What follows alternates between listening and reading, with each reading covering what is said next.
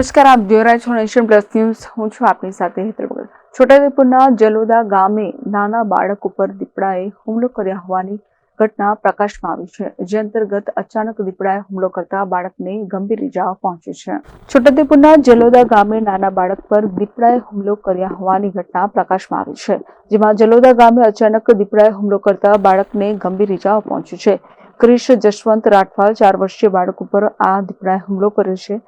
જેમાં મોડી રાત્રે આ ઘટના બનવા પામી છે. જેમાં નવીન મકાન બનાવેલ હતું અને દરવાજા ન હોવાને કારણે અચાનક દીપડો ઘરમાં ઘૂસી ગયો હતો. લોકોએ બૂમાબૂમ કરતા સ્થળ ઉપરથી દીપડો ભાગ્યો હતો. ઇજાગ્રસ્ત બનેલ નાના બાળકને 108 મારફતે છોટાઉદેપુરની સરકારી હોસ્પિટલમાં સારવાર માટે લવાયો છે. Rehan Patel, Nation Plus News, Chhotaudepur. સમાચારોના સતત અપડેટ મેળવવા માટે અમારી નેશન પ્લસ ન્યૂઝની યુટ્યુબ ચેનલને સબસ્ક્રાઇબ કરો, બેલ આઇકન દબાવો અને જોડાયેલા રહો ફેસબુક, ઇન્સ્ટાગ્રામ અને ટ્વિટર પર.